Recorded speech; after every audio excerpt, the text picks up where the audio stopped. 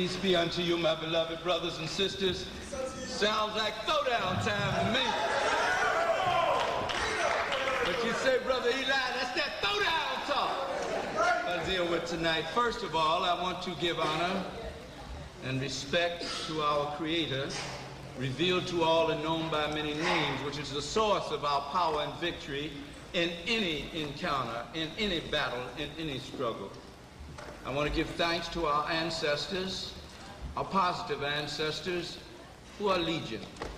For if it were not for them, we would not be here to continue this fight that has been going on for so long with the devils of this planet, the demons of this planet.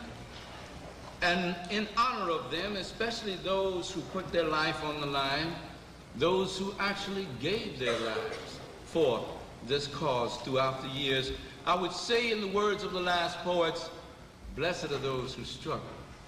Oppression is worse than the grave. It is better to live and die for a noble cause than to live and die a slave. So it is in their honor that I submit this tonight. I want to thank the brothers and sisters from Reality Speaks. I like that. Reality Speaks, because we seem to have a difficult time dealing with reality today in the world. Back often, I want to run away from reality.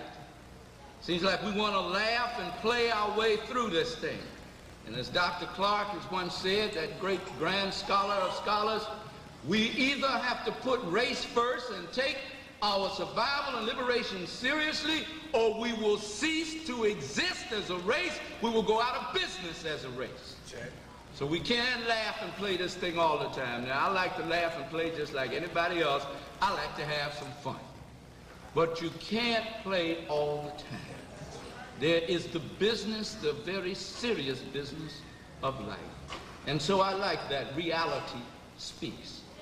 And we have to stand still and listen to reality and not be overwhelmed by reality. To know that there is a power in the universe that created us first to represent it on this planet, and therefore that power, when we reconnect with it, can enable us to deal with any reality that we find ourselves confronted with.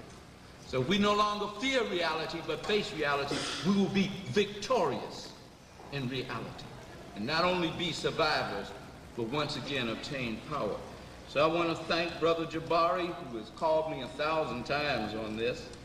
Brother Universal, the referee tonight, Sister Tekoa, and is it Sister Malika? And I want to thank all of you, all of the brothers and sisters who participated in this, helped them bring this about. You know, you may not realize what it takes to put on a program like this. You may not realize what kind of sacrifices people have to make. So they have to be really dedicated, young men and women like this, who could be out jamming and partying tonight, decided to give their time and their resources so that this information can come to you. And I think they're worthy of your applause tonight.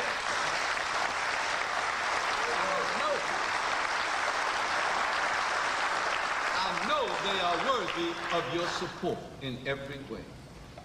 Tonight, before we get into our topic, I need to mention to you, usually I have to do what I call a black nationalist commercial, because we're not brought to you by any of the rich niggas on the planet.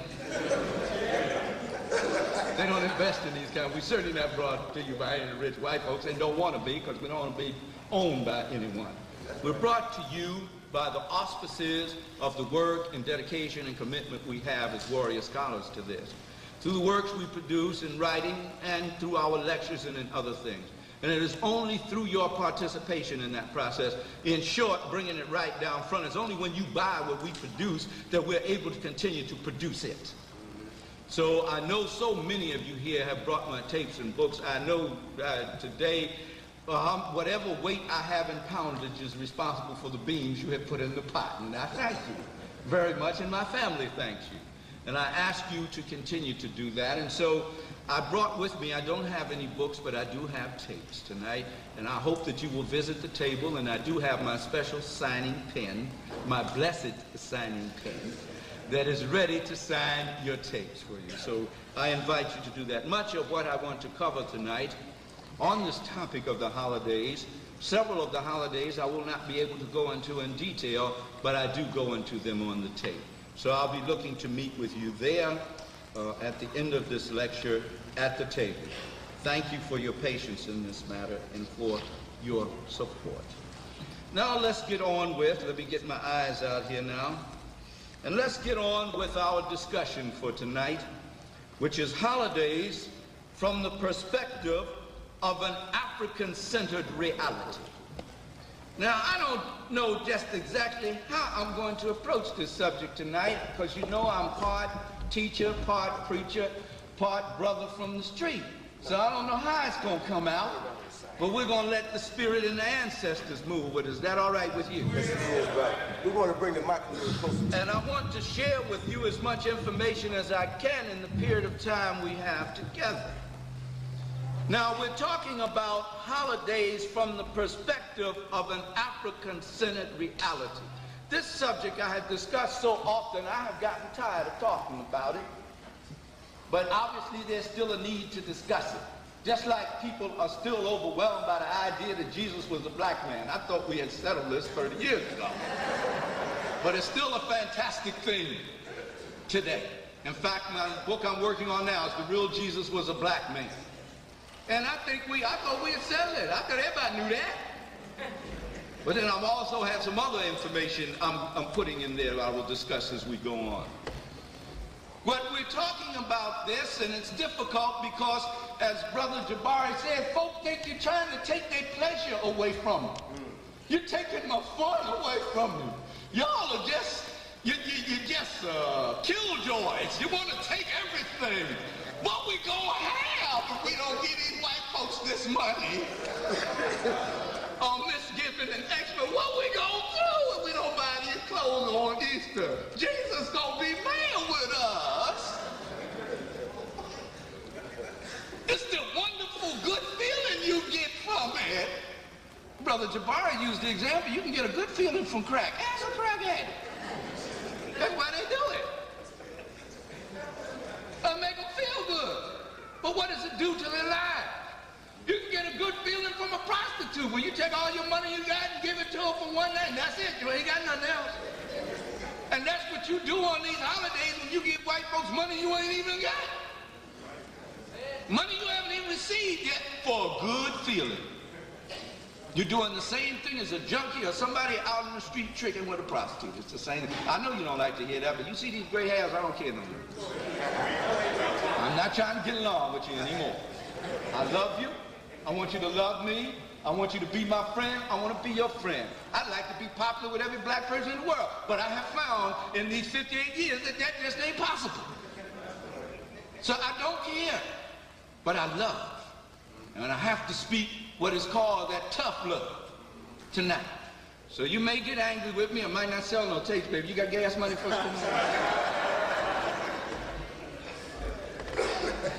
We're going to talk about holidays from an African-centered perspective. I look at everything from an African-centered perspective, and I'm getting tired of this dumbass question, why everything got to be black? For when you look in the mirror, Negro, what else can it be for you? For white folks, it's very clear. Everything got to be white. Even for black folks, red folks, yellow folks, and everybody else. We're the only fools in the world that ask such a question. Why everything got to be black? Well, look at yourself in the mirror and you'll find out why. Yes, sir. And if that don't convince you, if you don't convince yourself that you look like Tom Selleck or somebody, because we can't do that, you know. Be looking so black and pretty, but think we looking like something Clark Gable or somebody. And if that don't convince you, that's the world of reality that you step into when you step out your door. Even with your big-time job and everything, with the glass ceiling and all. You know what I'm talking about, don't you? Yeah. Those realities bring it right down front. Why it's got to be black. Has to be black. So I don't just stop at black, African-centered. Everything I look at from an African-centered perspective, which done messed up everything for me. I can't enjoy a movie. My wife don't even like to go to movies with me anymore. We can't watch television anymore. For real. Thank God for the midnight hour. At least we still got that.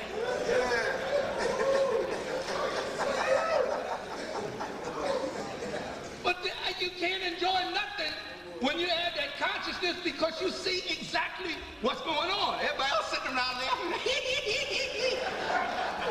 And we are the only people I know where you can get to laugh at their own insults. You be insulting the hell out of them, they be laughing at them. Well, it's all in fun. It ain't nothing but a joke. No, life is not a joke. Survival is not a joke. But let me stop now because I know I'm being too serious for you. Historical reality is what we're talking about. And that's what we're going to discuss in these holidays. I am not talking about belief. I don't care about belief. I don't care what you believe. Your belief means nothing to me. Your belief holds no weight with me. I may respect it and your right to believe it, but it is nothing that we can debate. It is a personal, sentimental feeling. It cannot be debated. There is no true religion because you cannot debate it scientifically and logically. It is a matter of what one chooses to believe. So that's one of the things you need to get up off of and start fighting each other, stop fighting each other over that. Teach. Teach. There is the Creator who is not confused, but we are confused in all these man-made, I said what? Man-made religions. Every one of them made by man. Every one of them. But you tell me it came from God out of heaven, this prophet, this God, this, that. Do you know how much blood was shed to make it as an established religion? I know you don't like to hear this, but we are dealing. I'm asking you not to deal emotionally, but to use your brain tonight. Don't run from your brain. It's the best thing you got. You got 10 to 20 billion brain cells, the greatest gift you have ever been given of any other creature on this earth. Don't run from it. And you will not offend God by using it. And yes, question God. He knows everything. And he ain't on no ego trip. You say God can't be questioned because you don't want to be questioned. Your ego can't stand up under question. But the creator of the universe can hang. Ask all the questions you think you need to ask. Okay, y'all all right? Yes, sir. Oh. Let me get back to the subject now. Church tonight. I'm going to get bold. I'm not just going to take on 5. If time permits, I'm going to take on 6 European holidays.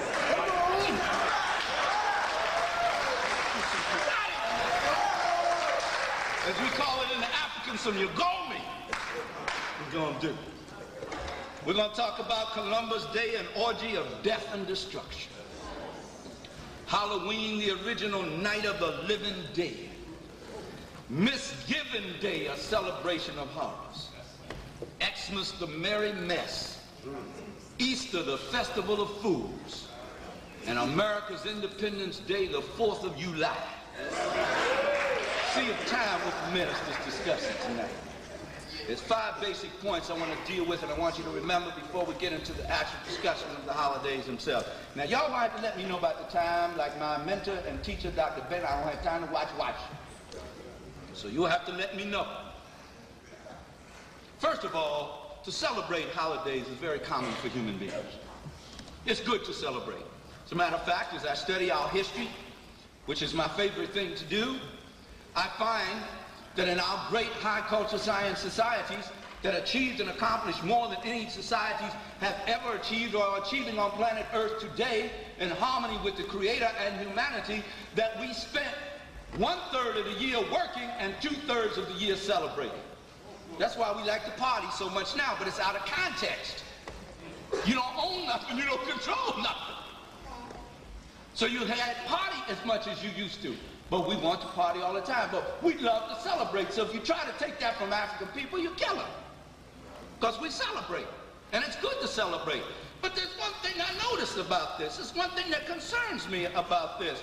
At no time in the history of the world do I remember any people celebrating their own destruction but my people. I don't know anybody else who does this, that celebrates their own destruction. People don't celebrate the wars they lost, they celebrate the wars they won.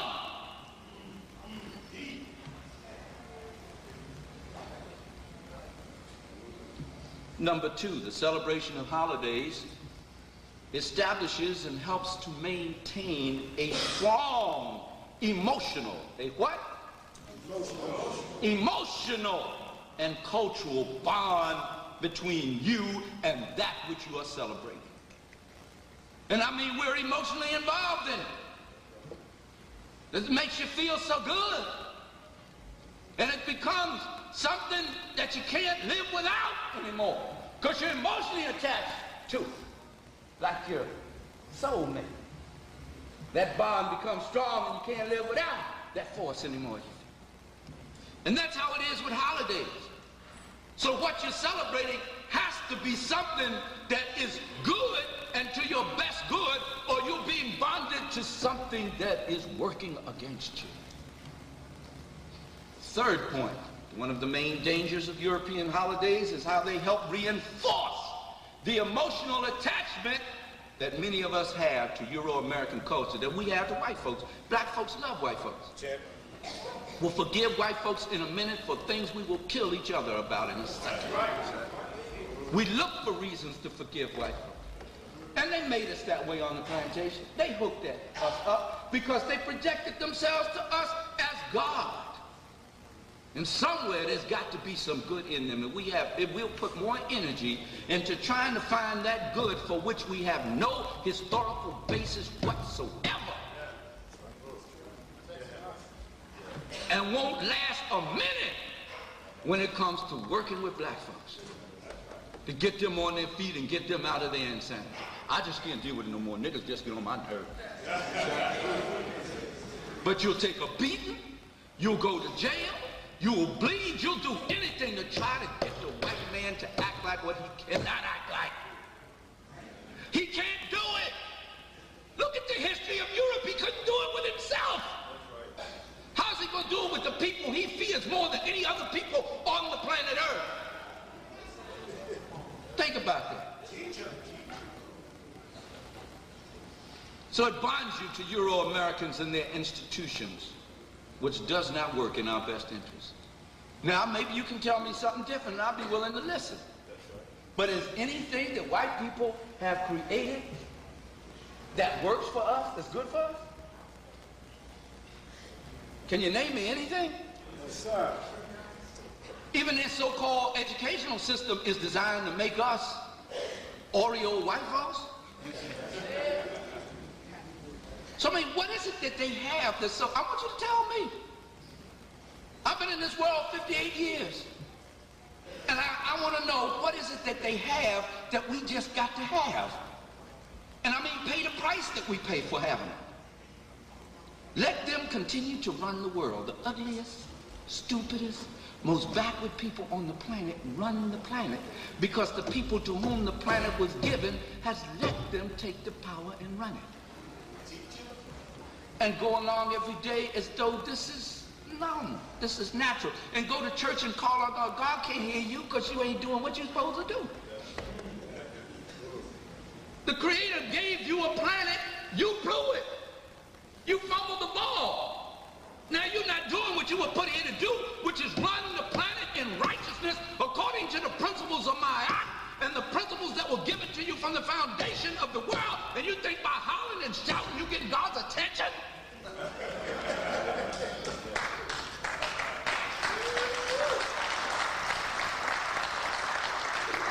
You'll get the Creator's attention when you stand up like a man and like a woman. Confront this issue. Take on your enemy and know that is when the Creator is with you, no weapon that is formed against you can prosper. You claim to have all this belief, but you really worshiping the white man, not God. That's who you worship. You'll do anything a white man tell you to do. Anything. You'll be on your job knowing something you ain't supposed to do that is immoral and wrong, but you'll do it because he told you to do it, because he holds your stomach in his hands. Check. I ain't mean to go there, but I got to go with the spirit, y'all. 4, European holidays were created for Europeans, not for African people. It was created for white folks. They did not create these holidays for you. They later on found out we can make a lot of money off these stupid niggas if we let them celebrate.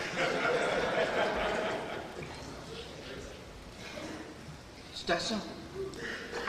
It was created for their needs, not our needs. So in celebrating him, you are not serving your own need. You should know that by now, because by the middle of January, you're behind is crying and figure out where you're going to break, scrape, steal, and borrow to get this money from to pay for some stuff that you don't even know why you bought.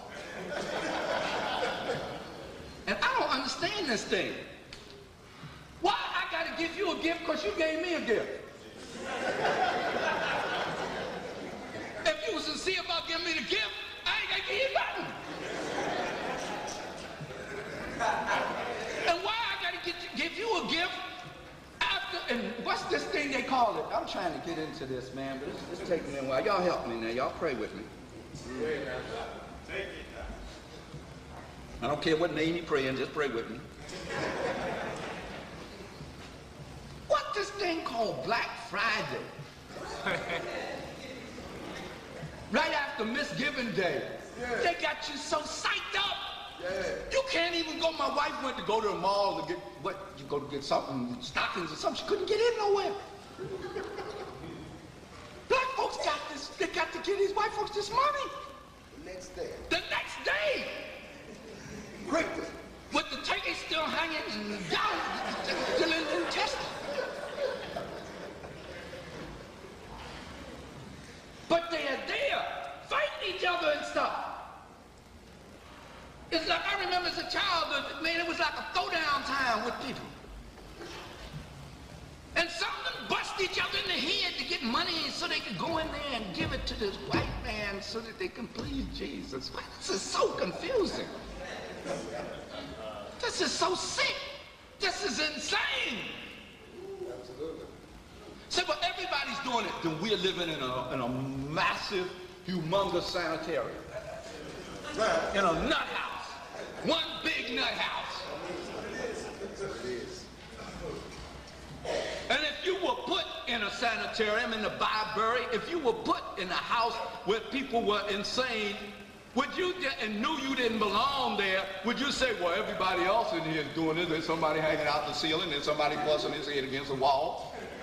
There's somebody standing on his head on the chair. So, well, everybody else doing something crazy, let me do something crazy too. Yeah. That's what you say when you say you got to do these holidays. Everybody else doing it. And then the really the one, and I ain't letting you off the hook on that. We do it for the children. Yeah. Yeah. Talk about the children. We're gonna get there. If I miss it, you help me get back there, all right? 5, most of these European holidays were predicated on their fears. Halloween is the fear of the devil and their dead ancestors. I'm going to talk about that as I go on. Columbus Day, they were fearing the end of the world, so they were going around the world trying to conquer everything and everybody and get everything they could before the end of the world came. That was the state of the mind that these folk took with them. That's why they were so cruel and mean to everybody and everything. Misgiving Day, they were afraid of starving themselves to death. And the red man made a big mistake. We'll talk about that in a minute. Stop calling them people Indians. That's an insult. They are not. It's the indigenous red man, our red brother here. And Xmas was for fear of the devil and the imps getting them on Christmas Eve night. I hope we get a chance to talk about that. It's on the table. And Easter was the fear of sin and its punishment by eternal damnation. And the 4th of July was the fear of the loss of control of their black slaves in the slave trade. Now let's move on. Y'all ready? Yes, sir. Y'all with me? Yes, sir. Now I might have to do a little reading here just to keep myself in line and not get off track. Do what you got. Let's deal with the first one now, which is Columbus Day, an orgy of death and destruction. First of all, let me tell you that this man, this Jew from Genoa, Cristobal Colon, was a criminal. Let's get that established. A criminal. That's what he was. He carried the original crime gene to this country with him. He is one of the most despicable characters that have ever lived on the face of this earth, and he opened the way for the transatlantic slave trade. What the hell am I going to celebrate him for? Why am I going to teach my children to celebrate him? He should not be viewed as a hero by our children. And you walk up in the school, any of these schools that be teaching your children this, that you have to pay your taxes for the support of that school. I think you have to do that in Maryland like you do in Pennsylvania and everywhere else. Even if you don't have children in school, you still got to pay taxes to the school. Then you working for me because you taking my money before I see my money. So this is what you teach my children, and this is what you don't teach my children, especially in a predominantly African community. I don't want no Christopher Columbus being taught to my children as a hero. But it's in the textbook, then you need to get another one. I offer you Dr. Ivan Van Serner. I offer you a host of other scholars whose work is far more credible. But you are not going to teach this to my child, and my child is not going to celebrate any Columbus Day. And you go up to school on the first day when the school opens, get that stuff settled. Y'all scared of the school, ain't you? No. You're not. You must remember, they work for you. Now say this to yourself. They work for me. They work for me. I'm the boss. So I tell them what I want my children to know and nothing. That's what you are as the parent. Oh, they'll try to resist you. The school, boy, the school. We have to vote your butt in there. So we the boss. You take our money to pay for this, we the boss. My child does not salute the American flag. Huh? And they were making children who didn't salute the American flag stand outside of the classroom. I say, you do that one more time, I'm going to be a wealthy man, because I'm taking your butt to court and I'm suing the hell out you. Because you are working against their amendment, whatever amendment right that is. They have the right to make the choice here. And do you make Jews in this class salute a swastika? Woo! So how you gonna make me salute a flag that represents a country that enslaved and murdered my people? And it was legal to do it. For hundreds of years here, for almost 200 years it was legal to do it. Even after they banished it was still legal in the South and other places to heap this horror on us, and they can still find ways to do it. So I'm gonna salute something that represents my destruction. Y'all still with me? Y'all ain't ready to throw me out of here yet? Let me see if I can show my behind some more. In spite of this fact, the textbooks in this country, in spite of the fact that Christopher Cologne is a criminal, portray this criminal as an honorable man, and they emulate his holiday annually on October the 12th. Or the nearest Monday now, they've started doing that, which shows that actually money is more important to them than anything else. Mm-hmm. Actually, Europeans didn't feel that strongly about Christopher Cologne. They didn't really start celebrating it as a holiday until 300 years after the fact, in October of 1792. Is when it happened. But 500 years ago, this invasion on the Western Paradise, as we call it, because it was not called America and should not be called America, that was an invasion. It wasn't a discovery. It was a criminal invasion on a people, because ever since they landed, the people had been subject to destruction. And you know what happened to us after they got rid of them. You still here? Yes, sir. In 1492, we mentioned, Christopher Cologne opened the transatlantic slave trade. He had been in the slave trading business since he was 14 years old. The first voyage he made along the west coast of Mother Alkebu land, this now meant Africa, was to get slaves to take back to Spain and Portugal to sell them, to get captives, because we were not slaves, we were captives. So he started his career at the tender age of 14 doing this. So this was a regular way of life for him, this man that you celebrate on Columbus Day. And he took 10 Taino, or noble, indigenous people here, and forcibly took them back with him on his return voyage to Spain. This was the first quote-unquote slaves he took from this country. Then Admiral Cristobal Colon instituted a reign of terror as governor of the island of Hispaniola. Became the first South American dictator. Was Cristobal Colon. I want you to remember him that way. In 1493, in response to the fact that most of the 1,500 indigenous people he had hunted down and rounded up and sent to Spain to be sold as chattel slavery in the marketplace, they died on the way, thus making his voyage unprofitable. And so he wrote to the King and Queen of Spain. He said, let us, this is in the diary of Cristobal Colon, he said, let us in the name of the Holy Trinity go on sending all of the slaves. This is in the name of the Father, the Son, and the Holy Ghost. It's written, he wrote it. Let us go on sending all the slaves that can be sold.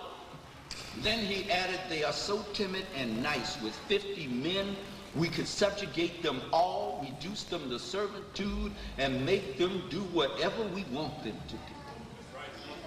In my book, African People and European Holidays, A Mental Genocide, book page 32, I'll quote him here. He says, I've traveled many places in the world. I've seen many people in many conditions. He says, but these people here are so tractable, so peaceful are these people that I swear to your majesties, there is not in the world a better nation. They love their neighbors as themselves. So what did they need with his idea of God? They were already living that. So what did they need with it? They loved their neighbors as themselves, and their discourse is ever sweet and gentle and accompanied with a smile. And though it is true that they're naked, that if Europeans felt that anybody that didn't cover their head from head to toe was naked, because they had problems with their body, and when you look at it, you can understand why. And Dr. Wilson goes very heavy into that as to why in the ISIS papers. The one thing that they envy you of is your color. And then turn around and made you think you ugly while they still out there risking skin cancer trying to look like you. This is insanity, believe me. Insanity. And you try to make yourself bleach it off, fry it out, whatever. Let me get the look as white as I can. Let me leave that alone so sisters be done ran me out of here. Some brothers too. Jerry curls and things, but I love you anyhow. We got to talk straight though. We ain't fooling around no more. We ain't fooling around. If you don't want to do this, go ahead. Keep your head up that white man's behind. Perish with him, but I want these babies to survive and to be victorious. I know a lot of y'all, there ain't even no sense in talking to you no more. But that's all right. That's all right. I'm going to come out of this victorious. Dead or alive, I want to be victorious. I can't take it no more. It doesn't, this cannot go on any longer. You see it about to fall apart all around you. And you keep following up behind this sucker. Blind leading the blind. They love their neighbors as themselves, and their discourse is ever sweet and gentle and accompanied with a smile, and though it is true they are naked, yet their manners are decorous and praiseworthy. And then he goes on to recommend that these friendly and hospitable people be made to work and sow and do all that is necessary to adopt our ways. White folks ain't happy unless they're making folks do what they want them to do. That's not a man. Stop calling him the man. Stop calling him the man. You the man. You the man, brother man. You the woman, sister lady. Stop calling him the man and her Miss Ann. They're children. An unruly child wants to make everybody do its will. An adult doesn't act that way. So you're dealing with a child and calling it a man. No wonder you can't come out of the childhood stage. No wonder you're still laughing and singing. You gay popping and playing it all the time.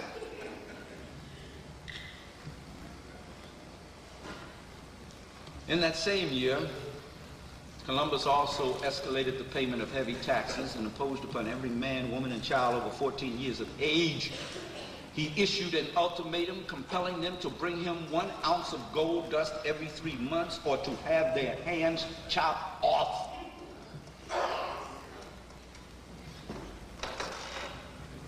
Upon witnessing this horrific punishment, a lot of the people said, hey, I can't get no ounce of gold every 3 months.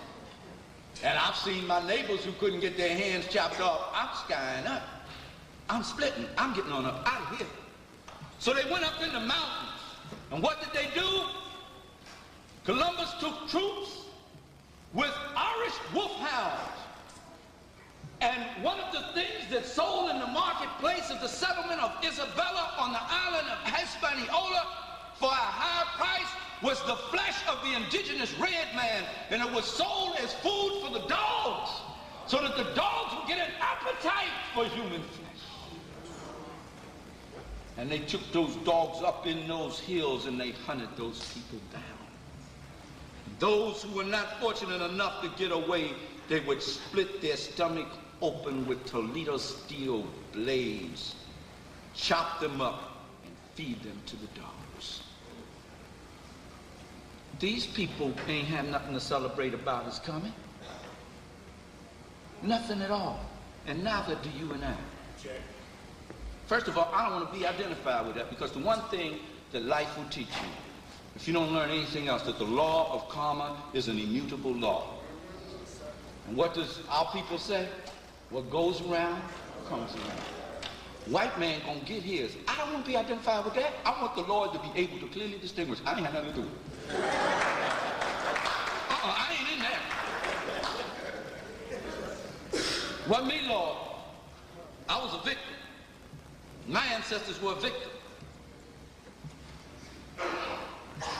Also, during that same year, Columbus went to surrounding villages demanding that the chiefs turn over the young women and the young boys to become sex slaves for his crew. I want you to think about that. I want you to understand. Look, I may not get to it all tonight, but what I'm going to share with you, I'm going to share with you. You're talking about a people who had been on a ship, and these ships were floating cesspools. There was feces and urine all over the ship. There was maggots and flies all over the ship. They hadn't washed it took 60 days to make the trip. They had lice all on them. They had all kind of diseases, and here they were jumping in somebody's womb. That had to be horrible. People of color around the world were known for their bathing, especially African people. They were the cleanest people on this earth. That must have been a horrible thing to have this nasty, slimy, nothing creature up on top of you. And that's the one thing they wanted to do. Jump on somebody's woman. I don't understand no black woman ever going with a white man, or black man ever going with a white woman.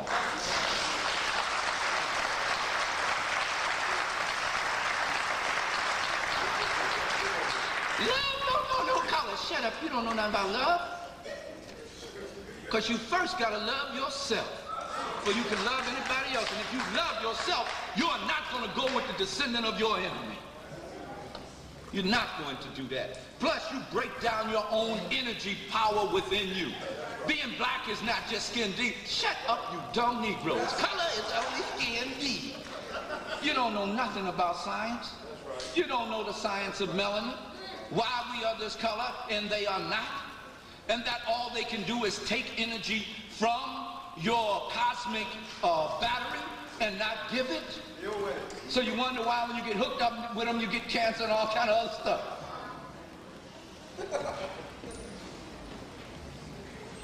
I'm talking science here. But I'm gonna leave that alone a minute. By 1494, because of the enforced, what kind of? Enforced. Sexual activity. Didn't nobody want these white folks? They stunk. Still do. In your movies, they have you thinking that all these women of color around the world want to be with the romantic white man. No, they didn't. They forced themselves on people. Nobody want to be bothered with that. If you don't think so, get on the bus with a bunch out when it's raining. You know what I'm talking about? Am I just being mean? Now, I don't know about you, but it's got to smell good for me to, you know.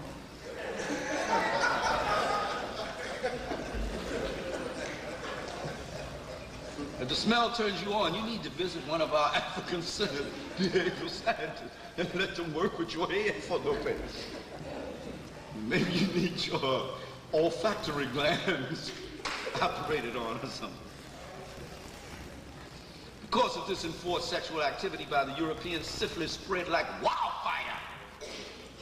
They said, well, when we got here, the Indians already had syphilis, but what bothered them even if they had it? It didn't bother them, even if it was here, but there's no proof of that. But once your nasty behind got here, it became a problem. And I keep emphasizing, it was nasty. They still nasty if you ain't cleaning their house. And those of you who have to go up in their house to clean them know how nasty they are. That's right. Ask your grandmother who had to go out there and clean their house and wash their clothes and all that stuff, just to keep food on the table. She'll tell you how nasty they are. I ain't got time to play with this. Well, you know, there's some good white folks. So what? It doesn't change my condition.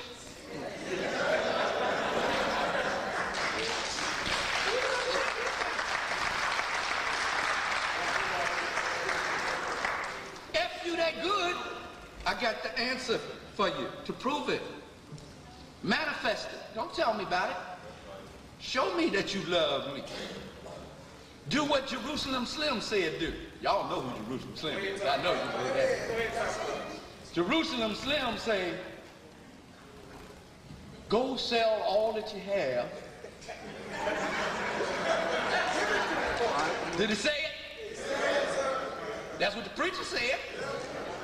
And it's in the New Testament gospel. Go sell everything you got. Didn't leave nothing, everything, and give it to the poor. And then you can get into the kingdom. You can't say, shit, I ain't gonna do that. So he's pardon my French. I say this to white folks, you love me? Good, show me. Sell everything you got. And give me what belonged to me, because you wouldn't have drawers on your behind if it wasn't for what was taken from my ancestors. Get my reparations, get my money. Be a man, pay your bill. You always telling me I ain't no man because I don't pay my phone bill or something. Pay your bill and I can pay mine. Biggest bill that's ever been created. Give me my 40 acres and a mule, which is about $300,000. You ain't never got to worry about Ishakamusa no more. I'm gonna turn that money over. I know, but I might let him slide for that, because I can take that $300,000 and I can whack it. Because I know some brilliant brothers say all they need is some money. And they can work it. I take it to a good African nation. There's a few that ain't controlled by those Europeans, and I'll work that money. I'll be a billionaire in a couple of years, and I'll come back with an army that, man, I'm telling you.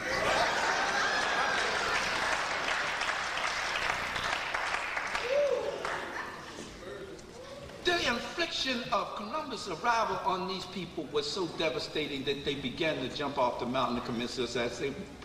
These women were saying, before I let that stinking nasty thing get in me, I'll die. They were jumping off the sides of mountains like they did at Palmares in Brazil. After having 60-some years of freedom and an independent nation, the Portuguese, because white man can't stand for black folks to be free. He can't stand it. So why do you think he's gonna give you freedom? He can't deal with you being free. And he kept going after those people, and when he did finally conquer those people, they said, oh, he did finally defeat them in battle. They said, you are not gonna put us back in slavery. We've been free for 60 years. Kiss my behind. Jumped off the side of the mountain. That's how strong freedom was to them. So that's what the red man did. A lot of them committed suicide. It was an estimated 125,000 of them who did this, were either killed or committed suicide during Columbus' 2-year governorship on the island of Hispaniola in 2 years. I'm trying to tell you what kind of people you were dealing with here. And I've asked the question over and over again, and I'll continue to ask it. Will you please tell me what did white people bring to anybody in this world that they needed? They brought Jesus. We had Jesus. All the ancient images that the Pope bows down to with Jesus is Africa. And his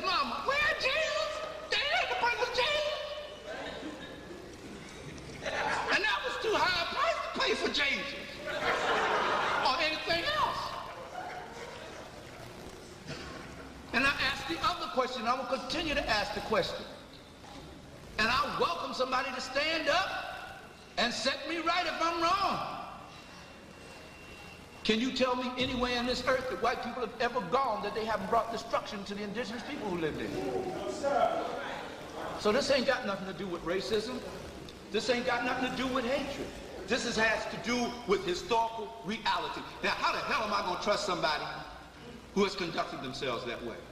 But there were some good ones. They couldn't stop the bad ones. So what good were they?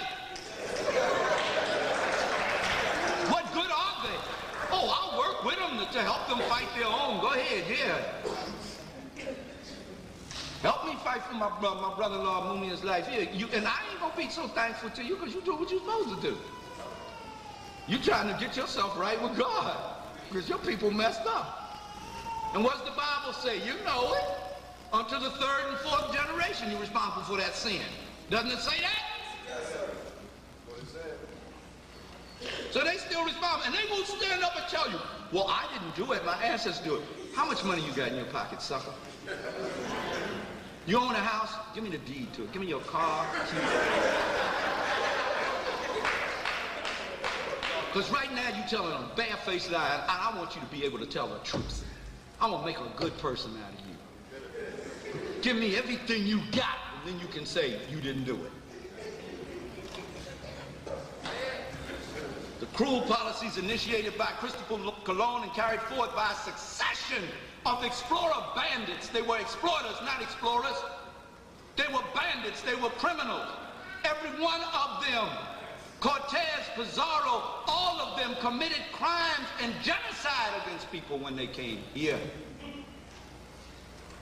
The Aztec people in Mexico had books and volumes upon volumes of knowledge, very similar to the knowledge from the Nile Valley in Africa. The white man say this ain't God knowledge and burnt the books up. He went to Atahualpa, the great emperor, and was reading from the book, the holy book of the Catholic Church, the prayers, and the man said, this don't mean nothing to me. What you saying? He got mad with him, unless you accept this book and accept Jesus as your Lord and Savior, you're a demon, you're going to hell. And they ordered the man to be executed. Now, if you got God, you ain't got to kill me. They introduced me to God. Islam too. Set the Islam on down. Why you got to kill me? They introduce me to God. Anybody that comes to us with that, they ain't talking about no God, they talking about themselves. They're talking about their own ego. Y'all still there? Yes, sir.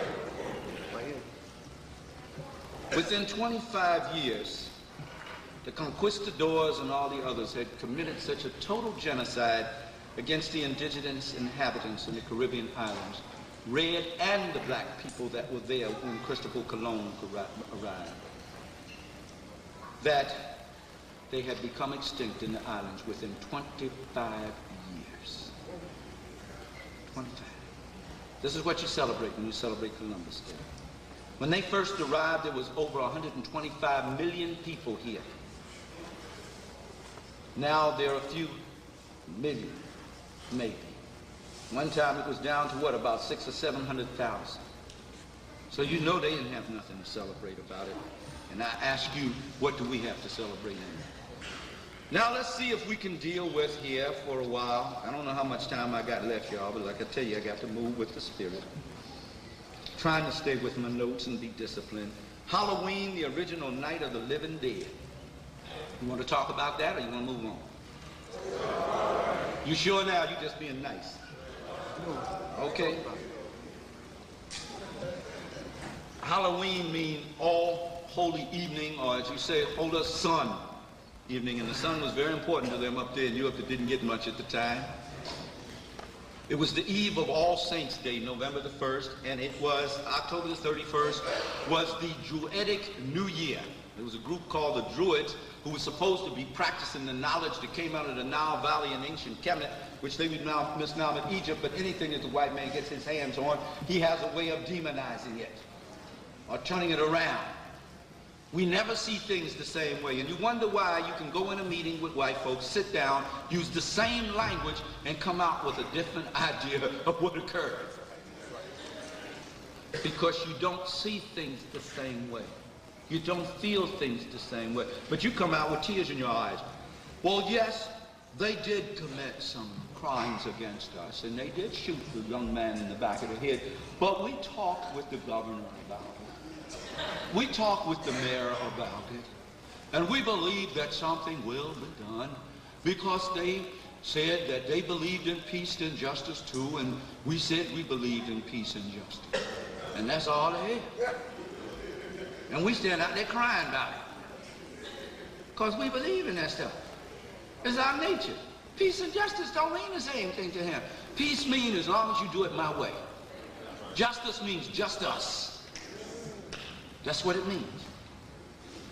I have to keep checking on you that you're all right, because I have been put out of places. On this, the Druidic New Year, you got my back, Brother Eli. We got your back, brother. They said that at this time, the earth would open up and the dead and demons would come out of the earth. This is how their New Year went. You got to understand the psyche of these people. I study European history very carefully. I know who I'm talking about. I ain't trying to get along with these people, because I know what I'm dealing with. I know their history. And I know even when they try to do right, they can't.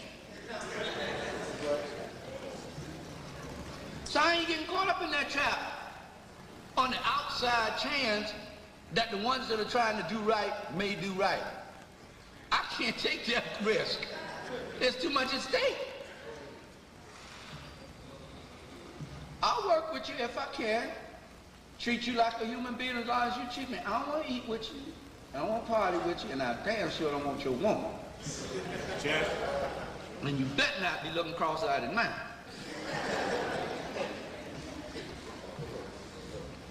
In ancient Britain and Ireland, this Celtic New Year was called Samhain, S-A-M-B-A-I-N.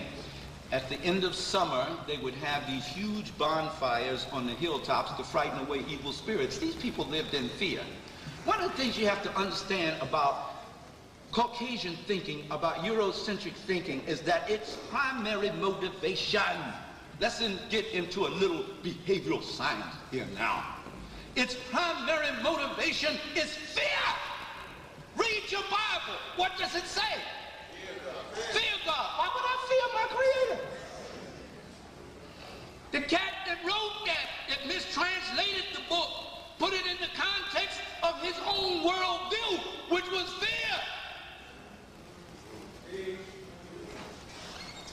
A God-fearing man. What kind of fool are you? If you fear anything, I don't want to bother with you, because we get in a crisis, you're going to come up short.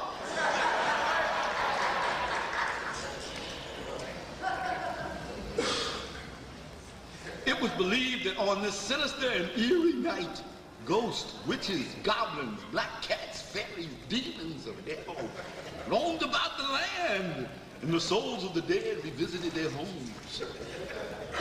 Now, you know, we always, like our brother did, pour a libation before we have any type of gathering and invite our ancestors to be with us, don't we? Right. We want our ancestors with us. We're not afraid of our folks who have passed on and crossed over, because Africans in their right mind don't know nothing about no death. We don't experience death.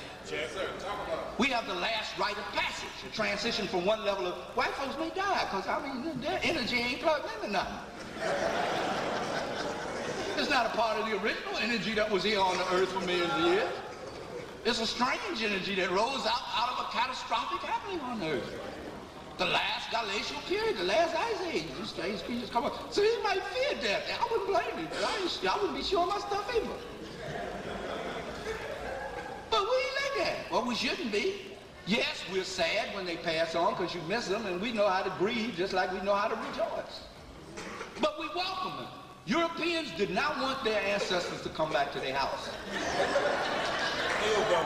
So on the 31st, when the ground opened up and the dead came out, people got to putting on masks and costumes because they were trying to be something else. They didn't want their dead ancestors to recognize them. They put jack-o'-lanterns out there to frighten them away and goggles on their church. I thought Jesus could keep the evil spirit away. But no, they put goggles on the church to keep the evil. And y'all out here buying some of these churches, white folks out with goggles on them and wonder why you're having all these negative things happening around you. You done bought up into some witchcraft and stuff. And so when the ancestors, the dead, would come back to them, they would tell them, give me something to eat, or I'll burn your house down, or I'll do you harm. And that's where trick-or-treat came from. And here you got your babies out here begging somebody for candy and telling them trick or treat. Don't know why you're doing this dumb stuff. Teaching them to be beggars, something you can go buy for them, and what right do they have to tell a person, if you don't give me something, I'm gonna do something bad to your property or to you? What right do they have to do? And it's gotten so bad, you know it's dangerous, fool, that you go out with them now. But you gotta do it. I'm asking you why? Why do you have to do it? Ask yourself, why do you have to do it? That's more money you got to put out on these different costumes and things. Well, we're gonna make it black. Somebody gonna go out dressed as Malcolm. Man, Malcolm was a serious man. I won't be bothered with that foolishness.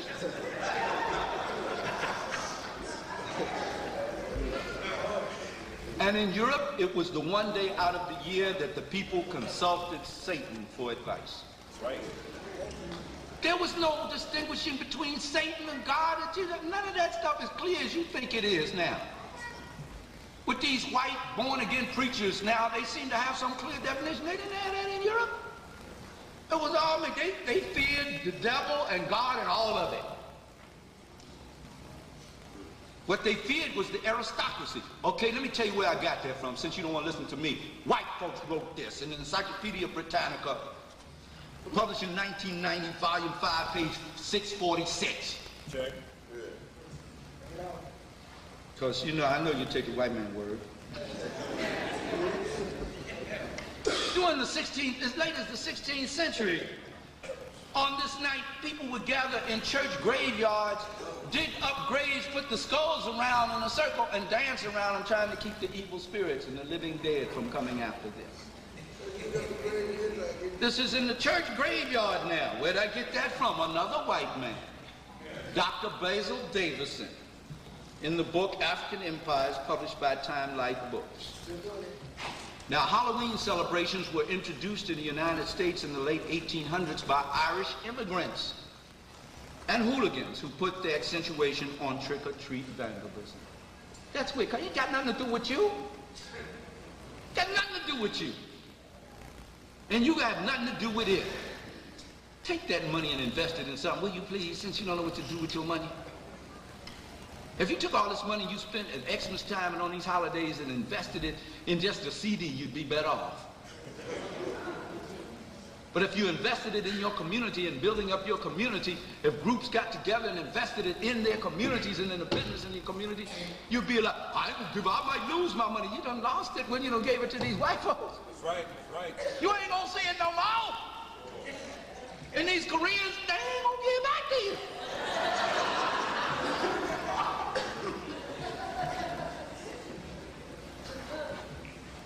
Can you give me a job? No, nigga, we downsizing.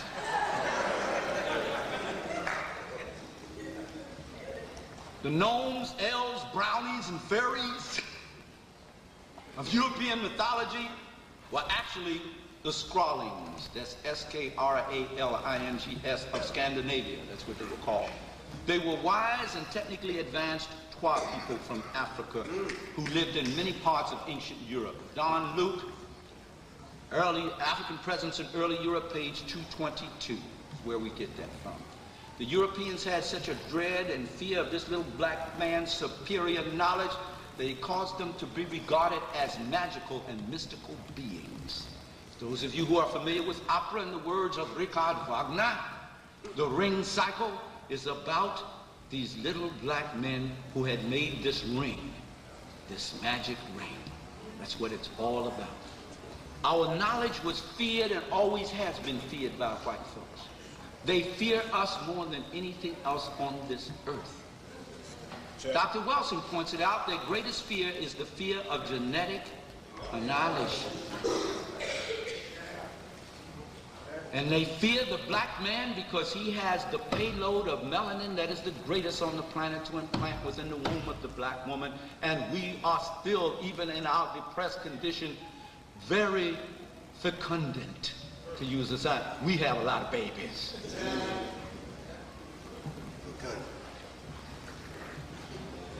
Now let's deal with the black cat a minute. I'm trying to get through all these holidays, but just let me finish on Halloween. I'll get to the others, all right? Just briefly touch on it. What is the black cat that y'all be about to break your neck? I've seen people hurt themselves. Running from something that is actually a part of your culture. What does the black cat represent?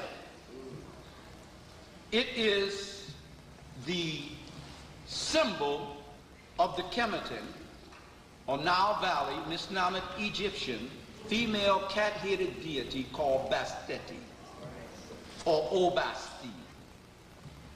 And she was the guardian angel of the hearth and home and a symbol of good luck, not bad luck. What did I write in book 2 of African People in European Holidays and Genocide?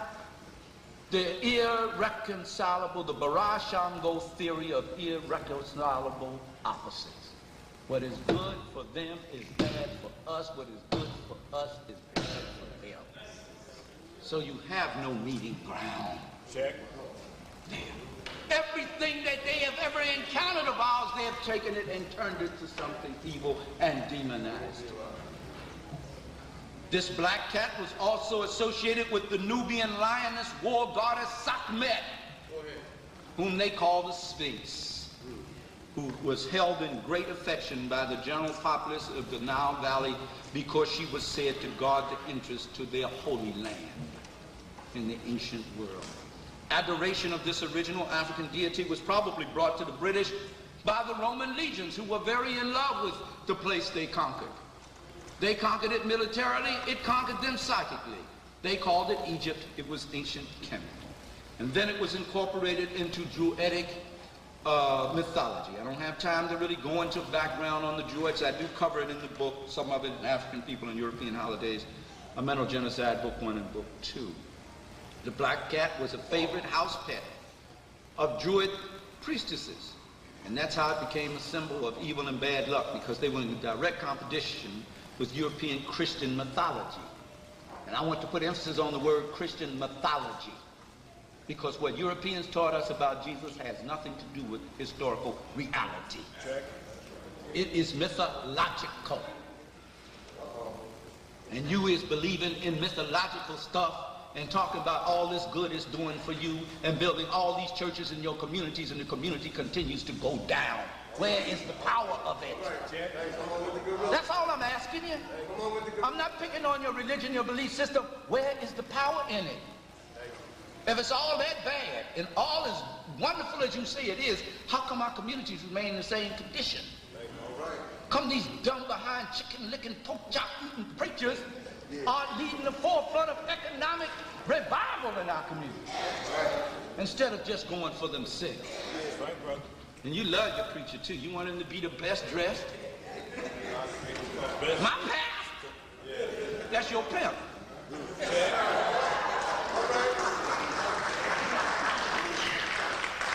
And he's pimping you just as much in there as a low-down, dirty Negro would be pimping a woman out on the street. That's right. But it's all right, because he's doing it in the name of Jesus. I know you don't like this, but you got to wake up. Tell the truth, brother. Our children ain't hearing this no more. That's right. All the young people done left the church. You keep telling them stupid stuff that don't make sense to them. And when you're asking a question, when they ask you a question, You can't question God. Now, you know that don't make sense to a child. You just told me God know everything. Now you tell me I can't ask him nothing. I better take you to Reverend Hooping Holler. To Pastor Sweet Man. Pastor, talk to my child. I think he got the devil in him. He asked some questions about Jesus and the Bible. He a atheist. He a heathen. Well, you see, young man, and the young man will throw some questions on that preacher that boggle his mind. Yeah. Because these Negroes know a few Bible texts and then they become heavy in the word. Can quote a few texts and make you holler. Some of them even, I don't understand why somebody that could make himself very plain and clear to farmers, to fishermen, to the everyday populace in his day, Jesus ben Joseph, or Yusuf ben Yusuf, or Yeshua is his correct name in Hebrew, ben Yusuf, could make himself so very plain to the people that you got to go to a seminary now to figure out what the hell he was talking about. And you have to expostulate on the text to make it plain. And you all keep asking, make it plain, Reverend. Make it plain, because you don't understand a damn thing you say.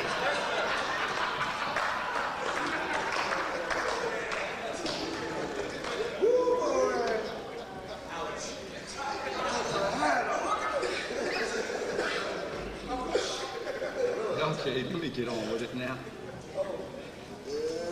Let's deal with the witches a minute. The witches is directly related to the fact that the wisest of all women in the world at one time were black women.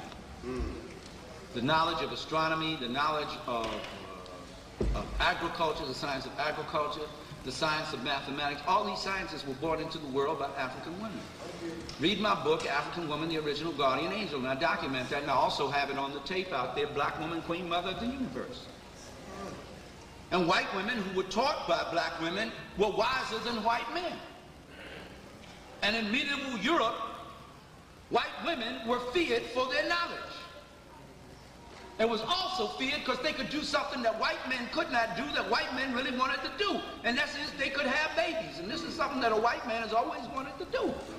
That's why in England now they've come up with a way of interjecting the embryo up into the anus so that it will catch onto the side of the intestines and the man can have a baby. And white boys are something, man.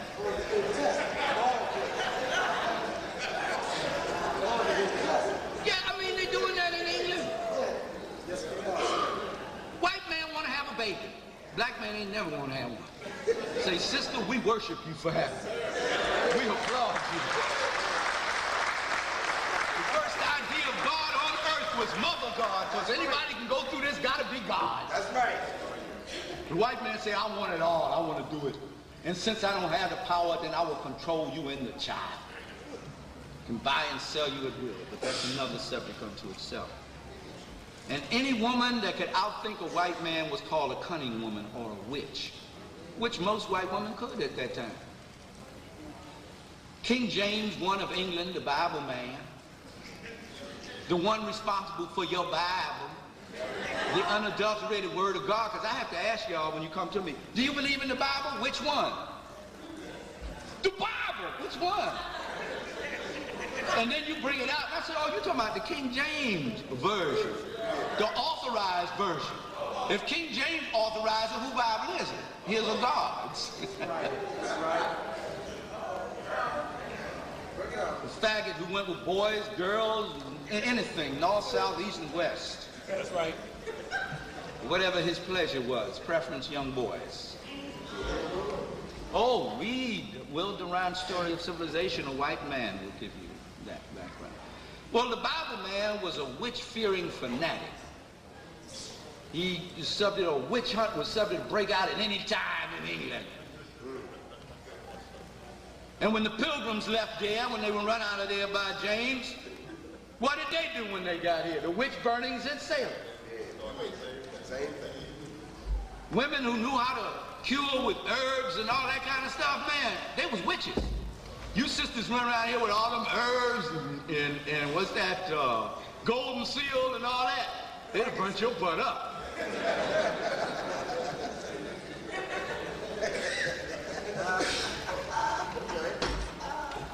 They were obsessed with it.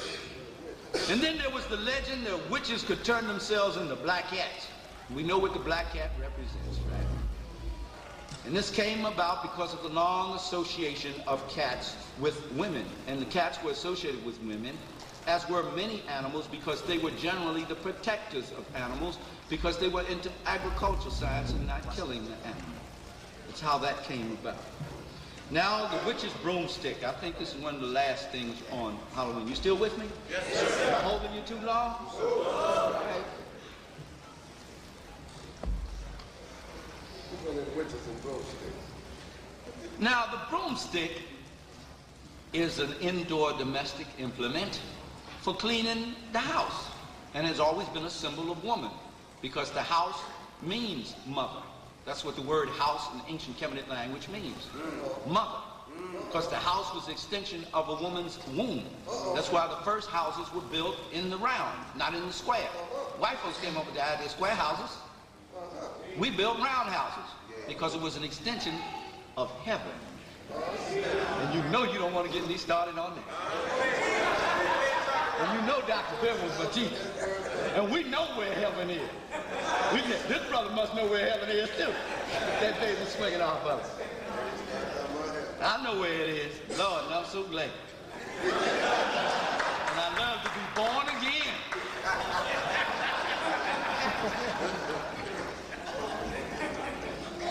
And I'm very spiritual about it.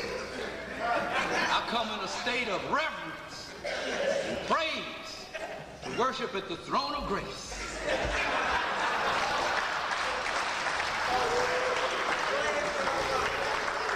And I love to pray a long time. Brother Kwame Ture said, you got to bring something to get something. You understand what I'm saying, brother? You dealing with the divine temple of the universe, so when you come ready to stay away. I'm through with that now. It should be remembered that cleanliness and implements used for house cleaning were considered to be evil by medieval Europeans of the Middle Ages. They were evil. Wherein an African, if you came into their house and they felt that you brought a negative vibe, and now I know y'all, now I want you to raise your hand because I know y'all know about this, would throw salt around and sweep it out the door. How many know about that? I know you did. Europeans say don't sweep the dirt out or you sweep out the good luck. Let me tell you where white folks I got that from. The Illustrated Encyclopedia of Mythology, Religion, and the Unknown. Volume 2, page 351, you can find it in the library. The tradition that associated smart women with witches and with flying broomsticks probably evolved from the fact that many female rites of passage ceremonies that had to be done in secret used brooms in their ritual dances. And that's where they got this thing about them flying around on brooms. Now, vampires and werewolves, I got to deal with this. I thought I was finished without this. Ow! Herodotus, the father of writing for the first European to write European history, because he wasn't even the first to write European history. People have been writing history. What do you think those things are in those temples in the Nile Valley? That's history written on those columns. So people have been writing history thousands of years before Herodotus out of Greece came along and was allowed in the black man's land. So when they teach you that the Greeks started writing history, they did not. There's no Greek philosophy either. It is non-existent. But he says that the Scythians, who were the great progenitors of the European peoples, Caucasian European peoples, said that they were the youngest nation on earth. And when the Scythians went to war, according to that scholar Joel A. Rogers in his book From Superman to Man, they went to war buck naked in black capes. And the first person they felled in battle, they bit them in the neck and sucked blood out of them. And the Greeks went to battle with the helmet, a shield, and a black cape, buck naked. I can't fight with them niggas. In my young days when I was wild, be caught in some place where I had no business being, I couldn't fight till I got the mess whipped out of me till I could get my pants on. Then I could do go wild. But these white folks were fighting buck naked. And why? Because the first person they felled in battle, they committed a homosexual act with him. That was total conquest. That was the goal. Very tight. So when we go to prison, we don't do that. Not conscious African people don't do that. You go to prison, you shut down. You get spiritual. You take control of yourself. Because the one doing it to the one is just as much as a faggot of the one they're doing it to.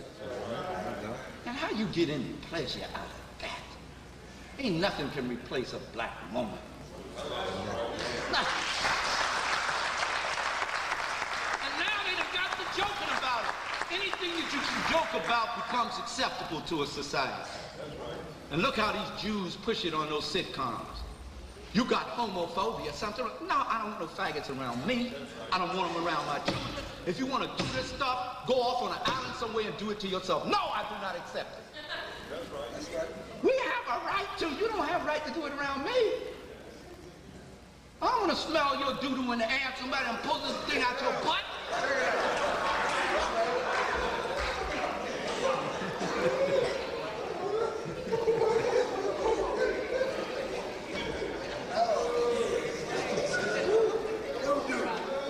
But that's where the werewolf came from. And one of the old English words for mankind is werewolf. V-E-R-E-W-L-F. Because, you know, white folks had a thing with the dog now. That's why that name in German, Wolfgang, Wolf this and Wolf that, comes from the Vikings drinking beer and chanting, woof, woof, woof. The story of Remus and Romulus. They still have it sitting in Vatican City. A big iron-cast statue of a she-wolf feeding her children. They suckling on her breast. Their mama was a wolf. The word God is used in the Bible should never be used by black folks because it's the word dog spelled backwards, because one of the first deities that Anglo-Germans worshipped was a dog.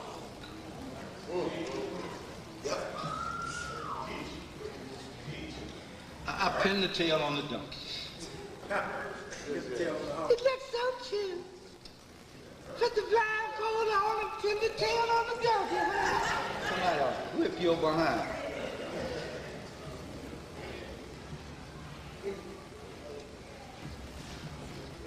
Where did that come from?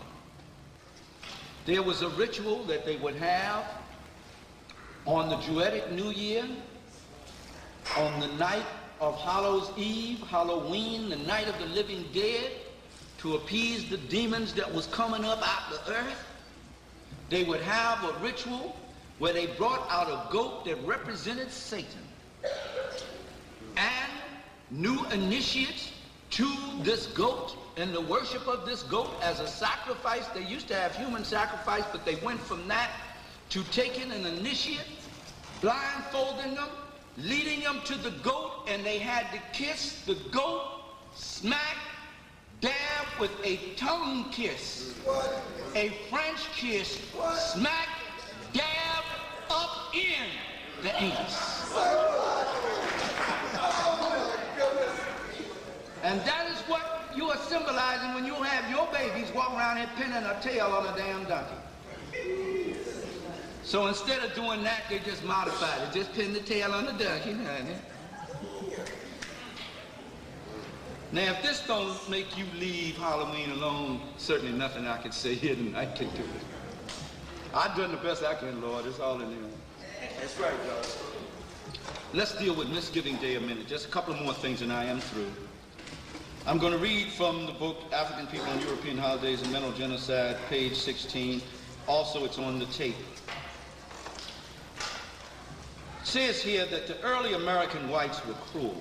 Connecticut whites massacred the Pequot Indians. I'm using their term now. Infants were torn from their mother's breast and hacked to pieces. The heads of the parents were chopped off and kicked about in the streets. Governor Bradford, who was a witness, said he wrote it was a fearful sight to see them frying in the fire, and streams of blood quenching the same, and terrible was the stench and the stink thereof, but the victory seemed a sweet sacrifice, and they gave praise thereof to God. This was the celebration of the second Thanksgiving celebration to take place in this country. In 1620, the red man saw this starving, ugly, nasty, stinking preacher get off of Mayflower. Could not feed himself. He said in the first few months only 5 or 6 sane ones was left. Everybody went crazy of that 44 men and women and children that came up off that Mayflower. They were starving to death. The red man came and brought them food. A mistake. A mistake. I don't care how mean. Oh, that's so hateful. That's a mistake. And the next year when he celebrated his Thanksgiving, he chopped off their heads, snatched the babies off the mother's breast, chopped off their heads, and kicked them about in the square. And I do believe that's where it comes from. You gouging yourself with all that food on Misgiving Day. You gotta watch the game. It's the football game.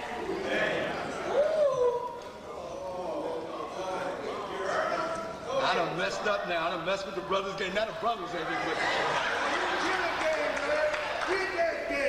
I'm glad my woman loved me. I wouldn't have nothing. All them games got to die, man. Kill them games. And you niggas talk about them games like you own the team.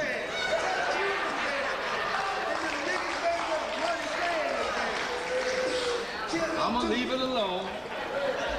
Get them games, bro. And that's your whole conversation. That's why the world thinks you're children. When these white folks and Japanese come in and call you boy, don't get mad with them, because that's what you act like. You always talking about some damn game. You don't talk about nothing serious. You're not even talking about how to make some money. What about them Eagles? What about this? What about Dallas? What about it, nigga?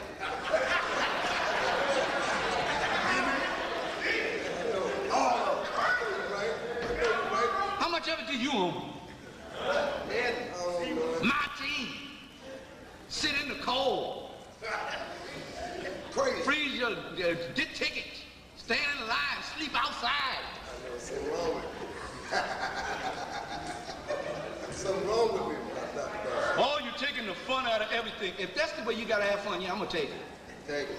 Because if you can't find a better way than that to have fun, you don't need to have none. You need to be doing some serious thinking. Because you don't know what fun is. Because everything you do for fun is self-destructive. Including dope yourself up and drink yourself into a stupor. Stick your head in the toilet. I had a good time.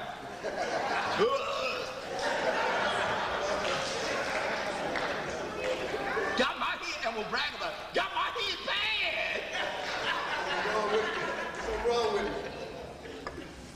That's why I call it Misgiving Day, a celebration of horrors. My mama made the best peace be upon her. My mama made the best sweet potato pie there ever was. And I love the smell. I know, look, y'all, this is hard for me. I know. I love to smell the turkey, and the dressing, and all that stuff, and scent wafting through the house, and the families together. Everybody's happy. I want to be with my family and have all that just like anybody else. But I'm not going to do it on a day that is dedicated to the destruction of the red man and my enslavement.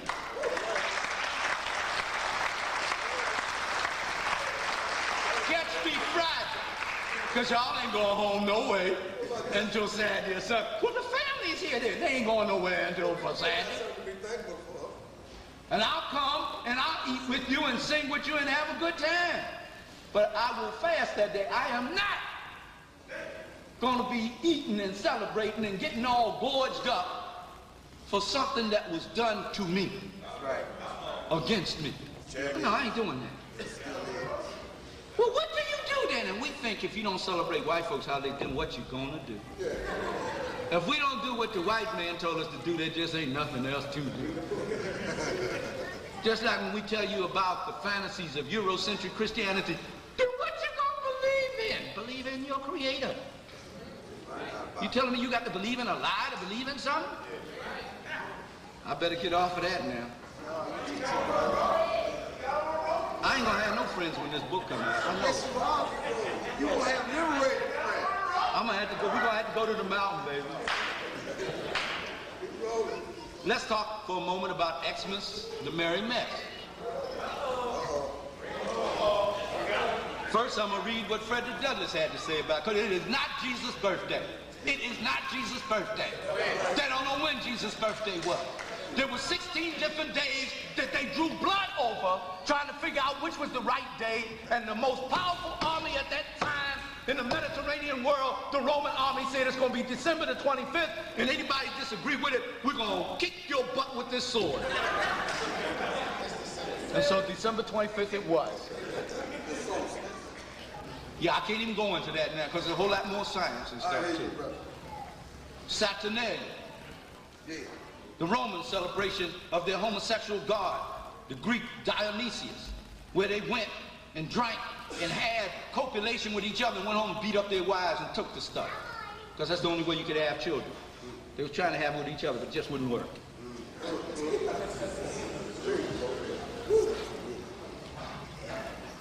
Elder, ancestor Frederick Douglass, help me out tonight. I'm not going to keep you much longer, but you know, we don't know how many more years we got to share this information with you, so we share with you. I know, y'all take too long. Y'all don't say that stuff when you be at one of them concerts and stuff. Man, I ain't getting it. In a speech of 1882, Frederick Douglass relates his experiences as a slave during the Christmas season. This is what Brother Fred had to say. The days between Christmas Day and New Year's were allowed. Were what? If you got to allow it for me, then it ain't mine. If you got to give it to me, then it didn't belong to me in the first place. Were allowed the slaves as holidays. During these days, all regular work was suspended, and there was nothing to do but keep fires and look after stock. We regarded this time as our own by the grace of our masters. By the what? That's how you got into Christmas. By the grace of your masters.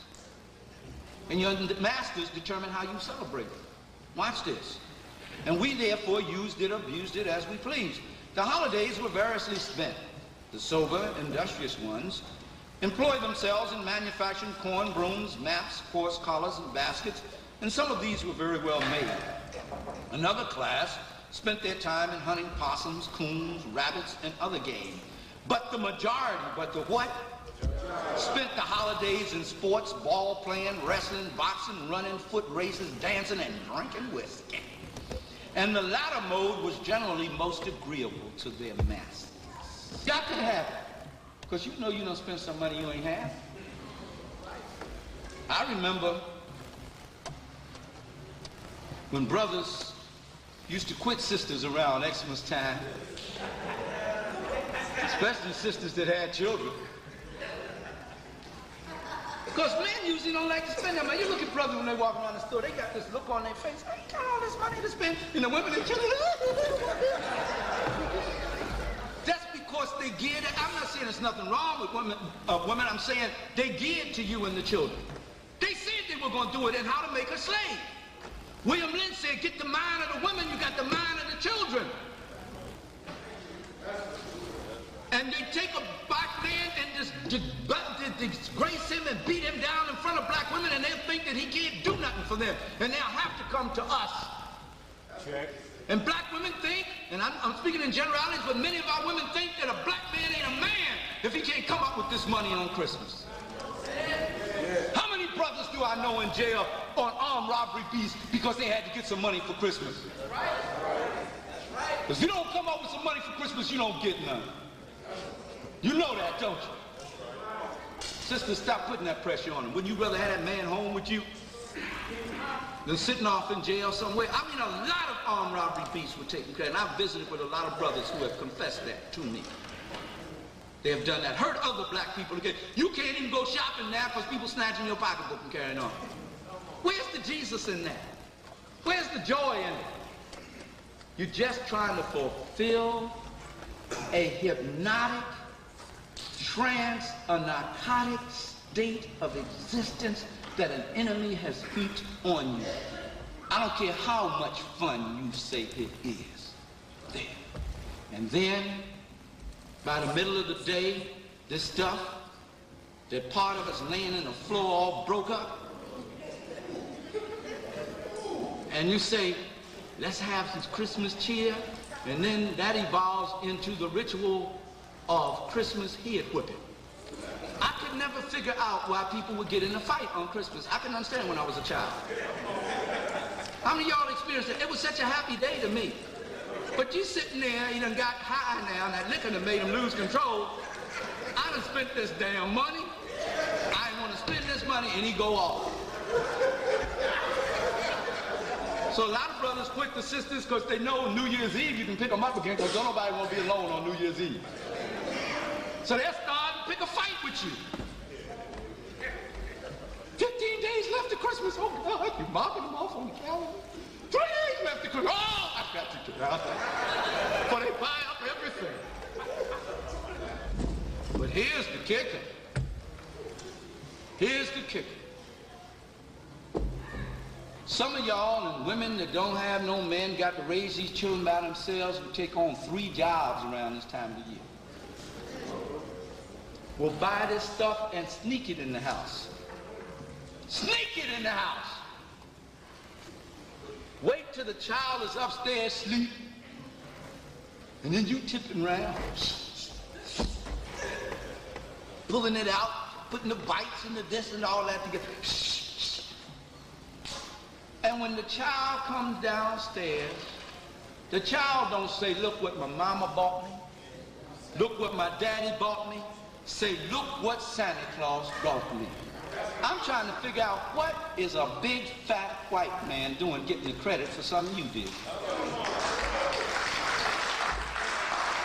The same as you build these churches with your blood, sweat, and tear and your chitlin dinners, and put a picture of a blue-eyed, blind-haired, lamb-holding faggot up there and give him the credit for it. I tell you, it's a mental genocide. It's insane. And you know, in Alcoholics Anonymous, the first thing you have to do is stand up and say, what? I'm an alcoholic. First thing we got, all of us, including Ishakamusa Barashango, I'm sick. I am mentally ill. Because ain't nobody passed through this that is not mentally ill. I just didn't learn how to turn my craziness on my enemy. But I tell you in a minute, I'm crazy. I'm nutty as a fruitcake. But I won't turn it on me or my people. I'll turn it on my enemies. When the white man said, that's a crazy nigga, that's a compliment to me. Because if I seem sane to him, something wrong with me. Because I fit into his definition of sanity. And that's insane. But then the other part is the trust that your children lose in you, and you wonder when they get to adolescence and teenage why they don't have any faith in you anymore. And one of the things is the most trusted people on earth, they find out lied to them.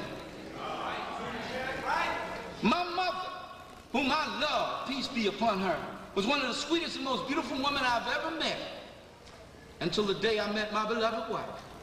And that woman, I trusted her for everything. She was my grandmother. When my mother passed away when I was a year old, she took care of me. She washed white folks' dirty clothes. She cleaned their bathrooms. She did everything to make sure that I was fed and taken good care of. She was a wonderful woman indeed, and I loved her and trusted everything she said. And I was outside one time in Richard Allen City, misnomer, Philadelphia, hanging on the corner. And I'm 13 years old, still talking about Santa Claus. They say, grow up. There ain't no Santa Claus. And I got in a fight with my Walkman. Eh? My homies, we got to throwing down because I said my mama wouldn't lie. There is a Santa Claus. So I got tired of getting my butt whipped. So I went home and asked the source. I said, Mama, is there a Santa Claus? And she got the ring in her hand and going through all kind of anxiety. Do y'all know anything about this? all kind of anxiety and torture. And then she had to tell me there wasn't none. And then in my heart, I couldn't believe that my mama had lied to me. That hurt me. It took me a while to get over that. But the thing is, I don't understand why she lied. Why? Why do we tell our children that the white man did something for them that he didn't do? Why do we tell them that he can fit his big old fat funky butt down a chimney that many of us don't even have?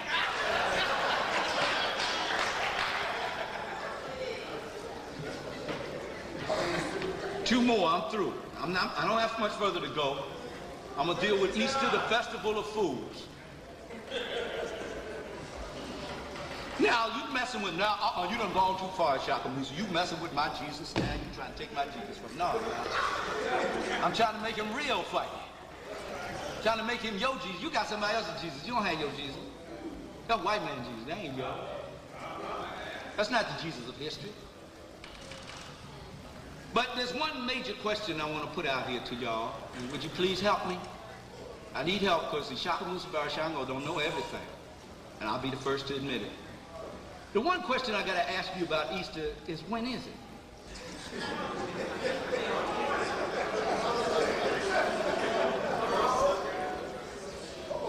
Because I have heard preachers say, with conviction, I wish I could preach like some of these cats. I have me a big chair, I'd be doing good. Because they could go down. I wish they were saying something that made sense. They will say at Easter, and it was upon this glorious moment, this Easter Sunday morning, that our Lord rose up. Thank God. Somebody say, yes, sir. Rose up and said, "Oh, death, where is their sting? Grave, where is their victory?" And when he stepped out, lilies sprung up on this glorious Easter Sunday morning. And I remember saying to myself, but last year you said that on March the 31st. And this year you saying it on April the 15th. I mean, when did he get up? Don't y'all get mad now, but that's a legitimate question. When did it happen? Why you keep changing it every year? If it happened the day that you were born, they don't change your birthday every year. And the day that you leave this earth, on your program, what they call now your going away celebration, going home celebration, on your funeral program, they're going to have, came here such and such time, left here such and such time. They're not going to change it every year. Why they do that to Jesus? And then tell me Jesus is going to be upset with me if I don't buy some new clothes. No, the hymn says, just as I am, without one plea, but that thy blood was shed for me. Oh, Lamb of God, I come. But you tell me I can't come on Easter and be saved because I got some new clothes.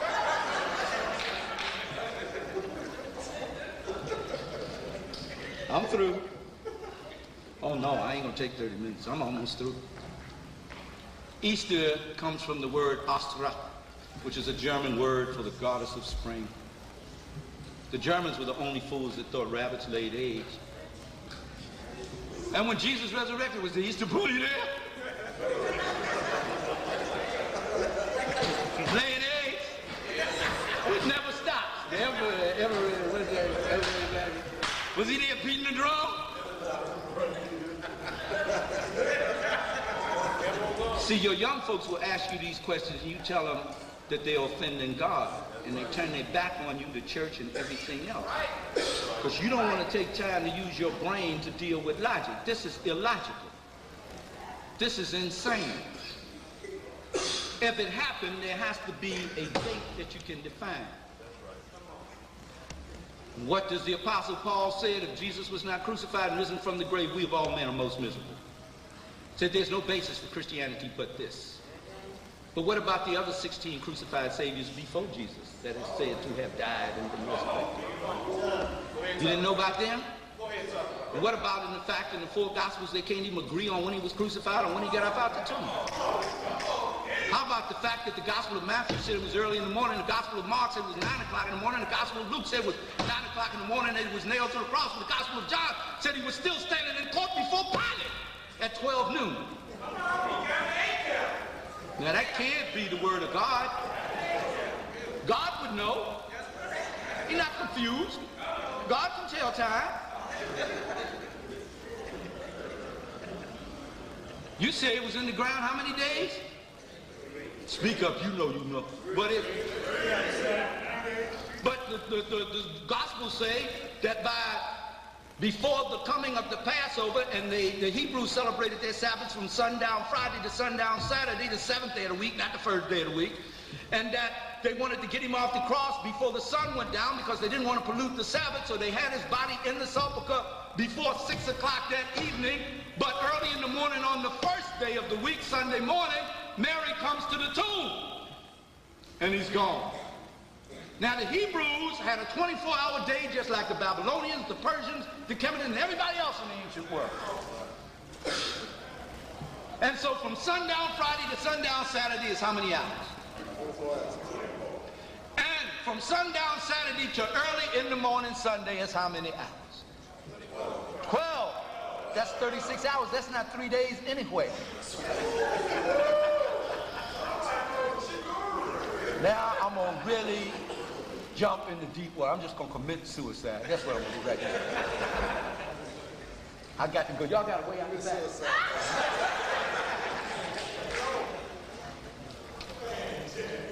And I'm dealing with this in the book. Because, see, black preachers are scared to deal with this. I understand that. Y'all got to open your mind.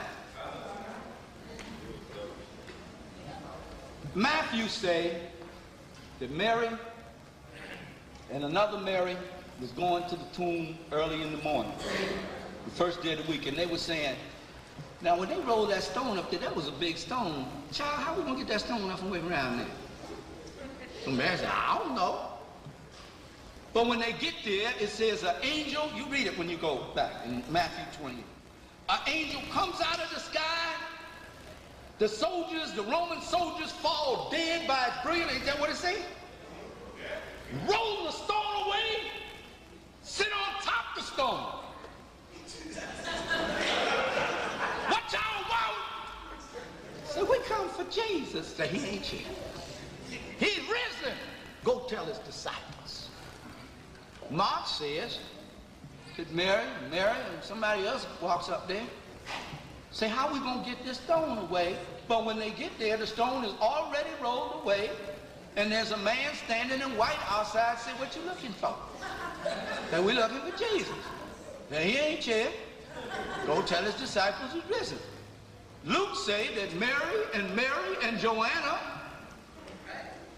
come, same time of day, have the same discussion, how we gonna move the stone. When they get there, the stone is already moved away, and there's 2 men in white standing outside saying, he is risen. But John say, Mary, the mother of John and James and Salome and other women come with the same discussion. The stone is rolled away. There's 2 men in white inside the sepulcher, one at the head and one at the foot. How many angels is it? Was the stone already rolled away, or did the angel come out of the sky and move it? What happened? I'll tell you what happened. They came and found the tomb empty, and Christian theology moved in rent-free. It has been going ever since.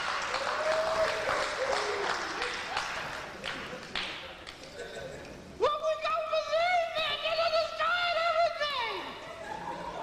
Believe in your Creator and in the power of the Creator in you.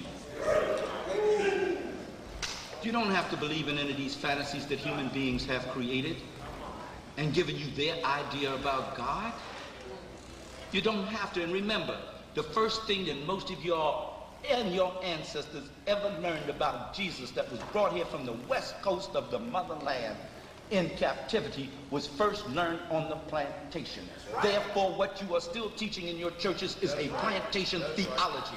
And at no time in the history of humanity has a captor taught its captives or slaves anything that would liberate them. At no time. He brought you a live picture of a white man, say this is God. Another picture of a white faggot. This is his son, Jesus. Be as much like him as you can. And you've been confused ever since. The 4th of July, America's Independence Day, and that's it. Joel A. Rogers tells us that rum was the spirit of 1776. Look, I like a barbecue like anybody else, but don't do it, Dan. Now, that's the worst day you could do it on. Well, you know, the first man to die in the Revolutionary War was Crispus Attucks. He was a chump. He'd just gotten off the plantation in Farmington, Maryland himself. What was he out there dying because one white man slapped a white boy? That wasn't none of his business. Caught a captain in his chest. And we proud of it. The only good nigga's a nigga that would die for white folk. See that in the movies all the time. Check.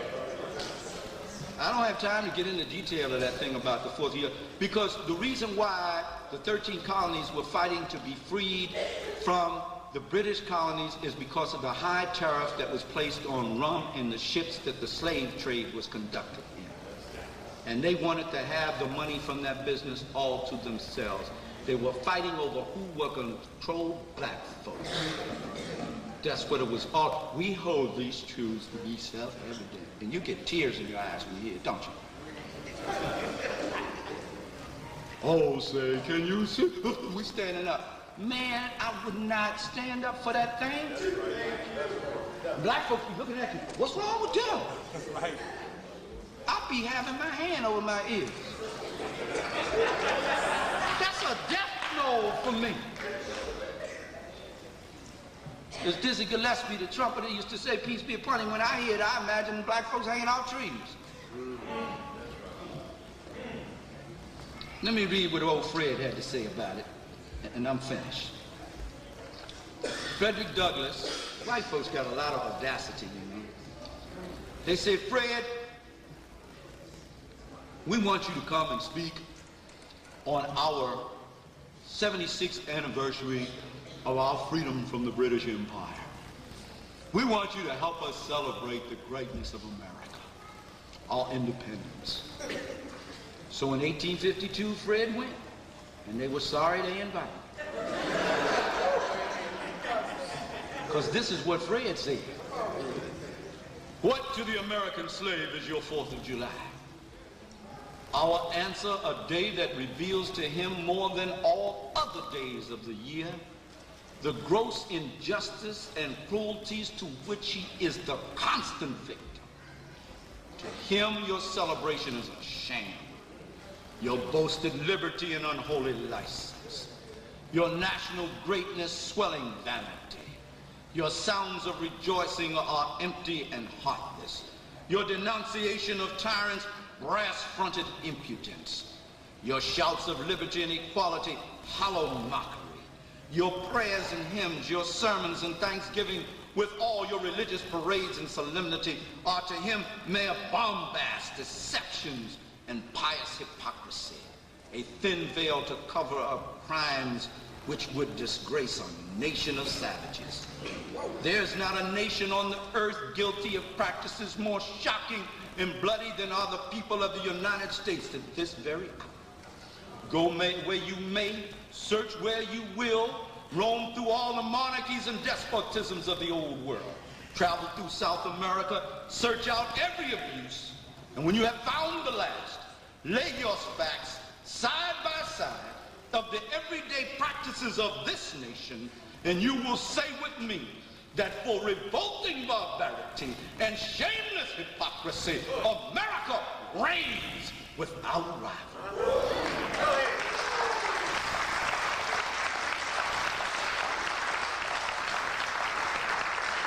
American people and European holidays a mental genocide. This has been one person's perspective of holidays from an African-centered historical reality. Thank you for your patience. Thank you for listening. I'm sorry I spoiled it for you. There is Kwanzaa. There is many other things that you can celebrate. Let's give it up.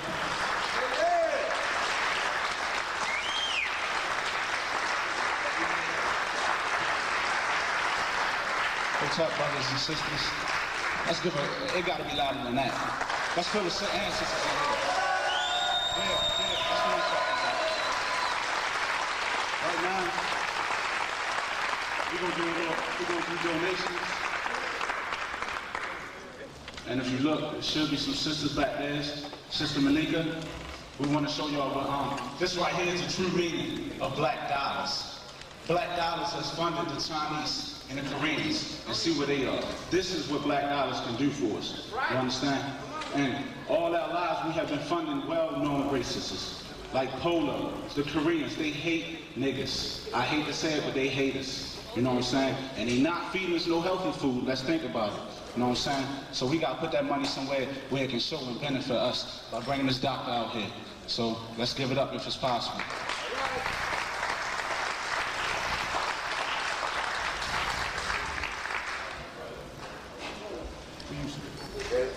And we gotta, if it's possible, we wanted to show some of these elders out here that not all rap music is bad.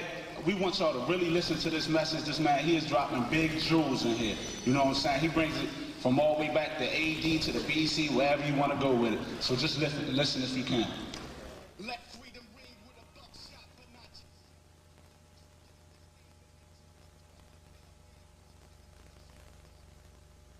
Being sponsored by our community association and Primary Services Incorporated. Our community association and the Survival Center is an organization and community center in Charles Village at 24th in Charles, 1 East 24th Street. And we are members of the community who have been organizing and developing things over the years. We have been at this location for the last almost 3 years. We give support to a lot of different efforts, but one of the efforts that we give support to is Brother Marshall Conway, who is a member of the Black Panther Party, like Mumia Abu Jamal. Eddie Conway has been in prison here in the state of Maryland for 27 years. He is the longest held Black Panther in the country. He is a victim of COINTELPRO, and we'd like to invite you to get in touch with us with the number on the flyers if you want to know more about how you can support Eddie Conway. But also the Community Survival Center is involved in developing programs. Much like the Black Panther Party, we understand the need today is to build infrastructures, to build programs, to develop things that we can use in our community in our future to sustain us through what's about to come. Brother was speaking about downsizing and speaking about, we know the ills and the problems in the community. A lot of us do. What we need to learn and study is the things that we can do to implement things that will sustain us over the coming times. So that's what we're involved at the Community Survival Center and our community association, in conjunction with groups and organizations such as Reality Speaks